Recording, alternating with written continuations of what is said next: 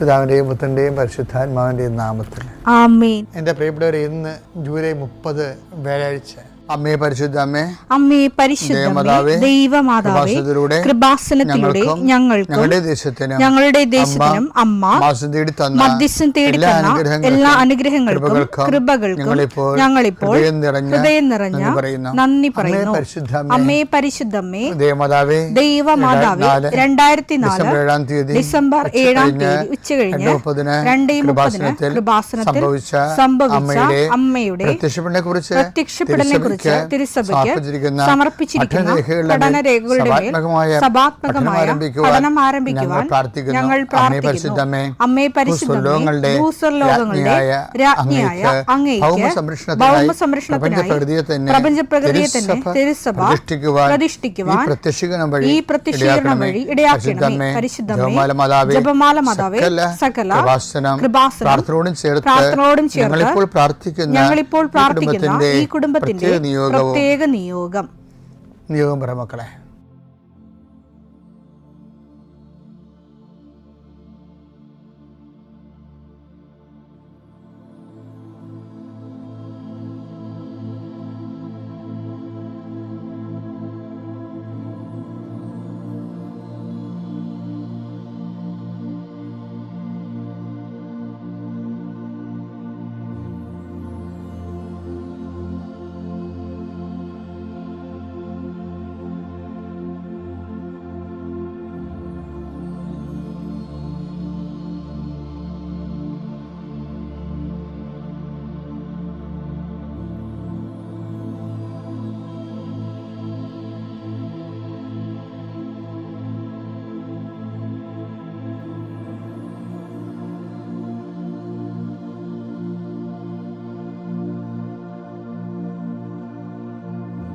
അമ്മയുടെ പ്രത്യക്ഷീകരണത്തിന്റെ ഈ അനുഗ്രഹവേളയിൽ ഞങ്ങൾക്ക് സാധിച്ചു തരുവാൻ കനിയണമേ. ആമേൻ. വിശ്വാസ പ്രമാണം. സർവശക്തനായ പിതാവും ആകാശത്തിന്റെയും ഭൂമിയുടെയും സൃഷ്ടാവുമായ ദൈവത്തിൽ ഞാൻ വിശ്വസിക്കുന്നു. അവിടുത്തെ ഏകപുത്രനും ഞങ്ങളുടെ കർത്താവുമായ ഈശോമിശിഹായിലും ഞാൻ വിശ്വസിക്കുന്നു. ഈ പുത്രൻ പരിശുദ്ധാത്മാവിനാൽ ഗർഭസ്ഥനായി കന്യകാമറിയത്തിൽ നിന്ന് പിറന്ന് പൊന്തിയോസ് പീലാത്തോസിന്റെ കാലത്ത് പീഡകൾ സഹിച്ച് കുരിശിൽ തറയ്ക്കപ്പെട്ട് മരിച്ച് അടക്കപ്പെട്ട് പാതാളങ്ങളിൽ ഇറങ്ങി മരിച്ചവരുടെ ഇടയിൽ നിന്ന് 3-ാം നാൾ ഉയർത്ത് സ്വർഗത്തിലേക്ക് എഴുന്നള്ളി സർവശക്തിയുള്ള പിതാവായ ദൈവത്തിന്റെ വലതുഭാഗത്തിരിക്കുന്നു. അവിടെ നിന്ന് ജീവിക്കുന്നവരെയും മരിച്ചവരെയും വിധിക്കുവാൻ വരുമെന്നും ഞാൻ വിശ്വസിക്കുന്നു. പരിശുദ്ധാത്മാവിലും ഞാൻ വിശ്വസിക്കുന്നു. വിശുദ്ധ കത്തോലിക്കാ സഭയിലും പുണ്യവാന്മാരുടെ ഐക്യത്തിലും പാപങ്ങളുടെ മോചനത്തിലും ശരീരത്തിന്റെ ഉയർപ്പിലും നിത്യമായ ജീവിതത്തിലും ഞാൻ വിശ്വസിക്കുന്നു. ആമേൻ. സുഖസ്ഥനായ ഞങ്ങളുടെ പിതാവേ, അങ്ങയുടെ നാമം പൂജിതമാകണമേ. അങ്ങയുടെ രാജ്യം വരണമേ. അങ്ങയുടെ തിരുമനസ് സ്വർഗത്തിലെ പോലെ ഭൂമിയിലും ആകണമേ. അന്നു വേണ്ടുന്ന ആഹാരം ഇന്ന് ഞങ്ങൾക്ക് തരണമേ. ഞങ്ങളോട് തെറ്റ് ചെയ്യുന്നവരോട് ഞങ്ങൾ ക്ഷമിക്കുന്നത് പോലെ ഞങ്ങളുടെ തെറ്റുകൾ ഞങ്ങളോടും ക്ഷമിക്കണമേ. ഞങ്ങളെ പ്രലോഭനത്തിൽ ഉൾപ്പെടുത്തരുതേ, തിന്മയിൽ ഞങ്ങൾ രക്ഷിക്കണമേ. ആമേൻ. നന്മ നിറഞ്ഞ മറിയമേ, സ്വസ്തി. കർത്താവ് അങ്ങയുടെ കൂടെ സ്ത്രീകളിൽ അങ്ങ് അനുഗ്രഹിക്കപ്പെട്ടവളാകുന്നു. അങ്ങയുടെ ഉദരത്തിൻ ഫലമായി ഈശോ അനുഗ്രഹിക്കപ്പെട്ടവനാകുന്നു. പരിശുദ്ധ മറിയമേ, തമ്പുരാന്റെ അമ്മേ, പാപികളായ ഞങ്ങൾക്ക് വേണ്ടി ഇപ്പോഴും ഞങ്ങളുടെ മരണസമയത്തും തമ്പുരാനോട് അപേക്ഷിക്കണമേ. ആമേൻ. കർത്താവേ, നിന്റെ ഉന്നതമായ നാമത്തിന് സ്തോത്രം ചെയ്യുന്നു. കർത്താവേ, നിന്റെ വിശുദ്ധ പൗരോഹിത്യത്തെ മഹത്വപ്പെടുത്തണമേ. കർത്താവെ, സഭയിലുള്ള സാന്നിധ്യം പ്രകടമാക്കണമേ. 40 വർഷം ഞാൻ അർപ്പിച്ച കൃപാനയുടെ യോഗ്യതയാണ്. കൃപാസന അൾത്താറെ ജീവനോടെ പ്രത്യക്ഷപ്പെട്ട പരിശുദ്ധ അമ്മയുടെ മാധ്യസ്ഥത്തിൽ ഞാൻ മക്കളെ ആശീർവദിക്കുന്നു. ഈശോയെ, ജീവിതത്തിൻ്റെ വ്യത്യസ്ത വിളികളിൽ പ്രയാസം അനുഭവിക്കുന്നുണ്ട് ഈശോയെ. അവരെ നീ ഏറ്റെടുക്കണമെന്ന് പ്രാർത്ഥിക്കുന്നു ഈശോയെ. വീടില്ലാത്തവരുണ്ട് ഈശോയെ. അതുപോലെ കുടുംബത്തിൽ കലഹങ്ങളുള്ളവരുണ്ട് ഈശോയെ. ഭാര്യാഭർത്താക്കന്മാർ പിരിഞ്ഞ് താമസിച്ചിട്ട് ഐക്യപ്പെടാൻ ആഗ്രഹിക്കുന്നുണ്ട് ഈശോയെ. ജീവിത പങ്കാളിയെ കിട്ടാത്ത പുരുഷന്മാരുണ്ട് ഈശോയെ. ജീവിത പങ്കാളിയെ കിട്ടാത്ത സ്ത്രീകളുണ്ട് ഈശോയെ.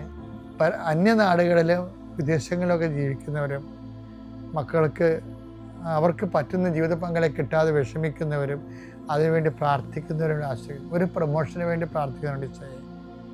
10 പൈസ കൂടുതൽ കിട്ടിയാലേ കടങ്ങൾ പരിഹരിക്കപ്പെടുന്ന ഓർത്തുകൊണ്ട് വെണ്ണീറായി പ്രാർത്ഥിക്കുന്നുണ്ട് ഈശോയെ. കർത്താവേ, അവർ ഈ ജോലി നഷ്ടപ്പെട്ട എനിക്ക് വേറൊരു ജോലി തരണമേ കർത്താവേ എന്ന് വിചാരിച്ച് നിലവിളിച്ച് പ്രാർത്ഥിക്കുന്നുണ്ട് ഈശോയെ. ജോലി ഇല്ലാതെ വിഷമിക്കുന്നുണ്ട് ഈശോയെ.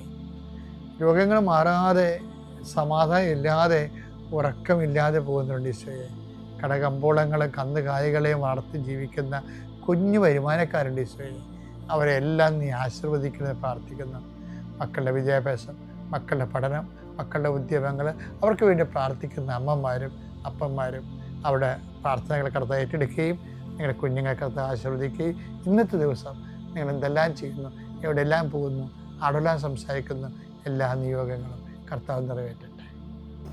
എൻ്റെ പ്രിയപ്പെട്ടവരെ, ശേഷത്തൊക്കെ ഓർത്ത് നമുക്ക് വളരെ താമസിച്ചാണല്ലോ പരിശുദ്ധാത്മാവിൻ്റെ ജ്ഞാനമൊക്കെ കിട്ടിയെന്ന്. കാര്യം പരിശുദ്ധാത്മാവിൻ്റെ ജ്ഞാനം ഭയങ്കര ദൈവം അലോട്ട് ചെയ്യേണ്ടത് ഭയങ്കര പിശുക്കായിട്ടാണ്, ഭയങ്കര സപ്ലൈ ഷോർട്ടാണ്. അങ്ങനെ എനിക്ക് മനസ്സിലായത്. അപ്പം നിങ്ങളവർക്ക് അച്ഛൻ്റെ കയ്യിരിപ്പ് കൊണ്ടായിരിക്കുമെന്ന്, അതല്ല എൻ്റെ അർത്ഥം.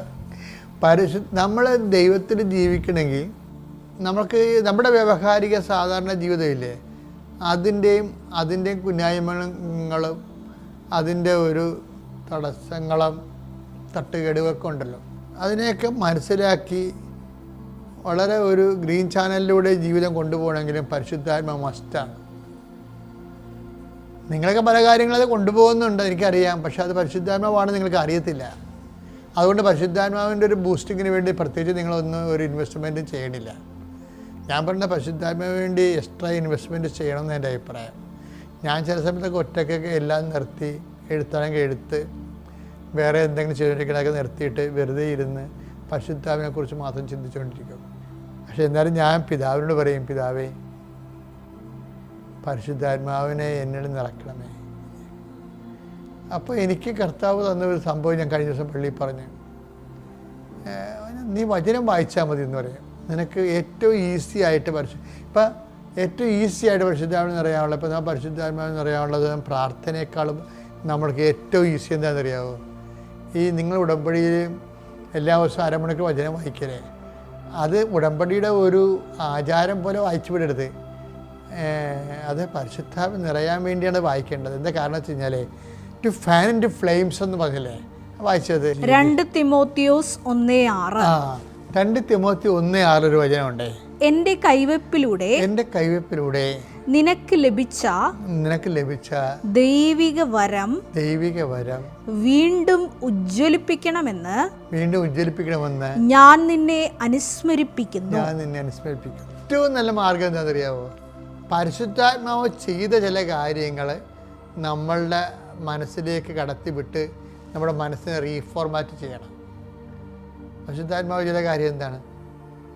പൗൽ 10 ദിവസം പറയുന്നുണ്ട്, പരിശുദ്ധാത്മാവ് ദൈവവചനം വ്യക്തിപരമായ വ്യാഖ്യാനത്തിനുള്ളതല്ല, അത് ദൈവത്തിൻ്റെ പരിശുദ്ധാത്മാവിനാൽ നിവേശിതമായ വചനം എടുത്തേ. 2 പത്രോസ് 1:20-21. 2 പത്രോസ് 1:20-21 വായിച്ചേ. ആദ്യം നിങ്ങൾ ഇത് മനസ്സിലാക്കുവിൻ. വിശുദ്ധ ലിഖിതത്തിലെ പ്രവചനങ്ങൾ ഒന്നും തന്നെ ആരുടെയും സ്വന്തമായ വ്യാഖ്യാനത്തിനുള്ളതല്ല. എന്തുകൊണ്ടെന്നാൽ പ്രവചനങ്ങൾ ഒരിക്കലും മാനുഷിക ചോദനയാൽ രൂപം കൊണ്ടതല്ല, പരിശുദ്ധാത്മാവിനാൽ പ്രചോദിതരായി ദൈവത്തിന്റെ മനുഷ്യർ സംസാരിച്ചവയാണ്. ഇപ്പൊ വചനം എന്ന് പറഞ്ഞാൽ എന്താണ്? പരിശുദ്ധാത്മാവിനാൽ പ്രചോദിതമായി ദൈവത്തിൻ്റെ മനുഷ്യർ സംസാരിച്ചതാണ്. അപ്പം പരിശുദ്ധാത്മാവിൻ്റെ പ്രോഡക്റ്റാണ് ഈ വചനം എന്ന് പറയണത്. ഇനി നമ്മൾ ഈ 2 പത്രോസ് 1:20 നമ്മളിനി 2 തിമോത്തി 1:6 ലിങ്ക് ചെയ്യുമ്പോൾ നമുക്ക് മനസ്സിലാവുന്നത്, എൻ്റെ കയ്യൊപ്പിലൂടെ നിങ്ങൾക്ക് ഊതിക്കത്തി ദൈവിക വരം കയ്യൊപ്പിൽ ലഭിച്ച ദൈവിക വരം ഊതിക്കത്തിവേ. എങ്ങനെ നമ്മൾ ഊതിക്കത്തിക്കണമെന്ന് വെച്ചാൽ അതിൻ്റെ ഏറ്റവും നല്ല മാർഗം പരിശുദ്ധാത്മാവ് തന്നെ എഴുതിയ വചനം നമ്മൾ ആത്മാവിൽ വായിക്കുന്ന അനുസരിച്ച് കൊണ്ട് നമ്മൾ പരിശുദ്ധാത്മാവ് ഊതിക്കത്തിക്കപ്പെടും. കഴിഞ്ഞ ദിവസങ്ങളിൽ 5 ഏഞ്ചൽ താര എന്നും പറഞ്ഞൊരു മോള് സാക്ഷ്യം പറഞ്ഞു. സാക്ഷ്യം പറഞ്ഞപ്പോഴത്തേക്ക് കർത്താവിൻ്റെ വചനം വായിക്കുമ്പോൾ എൻ്റെ കണ്ണും നിറഞ്ഞു പോകുന്നു. എന്താ കാര്യം? കണ്ണീരിൻ്റെ വരവെന്നും പറഞ്ഞൊരു വചനമുണ്ട്. രോഗശാന്തി വരം പോലൊരു വരവാണത്, കണ്ണീരിൻ്റെ വരം. കർത്താവ് ഇടയ്ക്കിടയ്ക്ക്, ഇപ്പോൾ ബൈബിളിലെ ഏറ്റവും ചെറിയ വചനമുണ്ടല്ലോ, ദെൻ ജീസസ് വെപ്റ്റ്, അപ്പോൾ കർത്താവ് അവൻ കരഞ്ഞു എന്ന് പറയും. ചില അത് എന്താ കരഞ്ഞു വെച്ച് കഴിഞ്ഞാൽ, ആ ദൈവസ്നേഹം, അതായത് തൻ്റെ യാത്രയുടെ അവസാന മണിക്കൂറാണ്. എന്നിട്ട് ജെറുസലേം തന്നെ അറിയണില്ല, ഇനി തനിക്ക് ഈ രൂപത്തിൽ വരാൻ പറ്റത്തില്ല. ജെറുസലേം, ജെറുസലേം, എത്ര കാലം നിന്നെ പിടക്കോഴി തൻ്റെ കുഞ്ഞിനെ ചിറകിൻ്റെ കീഴിലാക്കുന്ന പോലെ ഞാൻ എൻ്റെ ചിറകിൻ്റെ കീഴിൽ സംരക്ഷിച്ചു. ഇപ്പോഴും നീ തിരിച്ചറിഞ്ഞില്ലല്ലോ സന്ദർശനത്തിൻ്റെ സമയം. കണ്ണ് നിറഞ്ഞു പോയി. അതാണ് കണ്ണീരിൻ്റെ വരവെന്ന് പറയുന്നത്. ലാസറിൻ്റെ മുമ്പ് നിൽക്കുമ്പോഴും കർത്താവിൻ്റെ കണ്ണ് തുളുമ്പുന്നുണ്ട്. ഇതുപോലെ ഏഞ്ചൽ താര പറഞ്ഞു, കർത്താവിൻ്റെ വചനം വായിക്കുമ്പോൾ എന്നെ കണ്ണ് തുളുമ്പിപ്പോയെന്ന്. ദൈവസ്നേഹം നിറയുമ്പോഴാണ് കണ്ണ് തുളുമ്പുന്നത്. അത് പരിശുദ്ധാത്മാവിൻ്റെ പ്രവർത്തനമാണ്. അപ്പം നിങ്ങൾക്ക് പരിശുദ്ധാത്മാവ് അല്പം കുറവാണെന്ന് അതിൻ്റെ പവർഫുൾ അല്ലെന്ന് തോന്നിയാൽ ഏറ്റവും എളുപ്പമാർഗ്ഗമെന്ന് പറയുന്നത് പരിശുദ്ധാത്മാവിനെ പാട്ടുപാടുകയല്ല. കർത്താവ് പരിശുദ്ധാത്മാവ് എഴുതിയ വചനം എടുത്ത് ഭക്തിപൂർവ്വം കുറേ നേരം വായിക്കണം. അതാണ് ഉടമ്പടിയിൽ വചന വായന പൊരുൾ.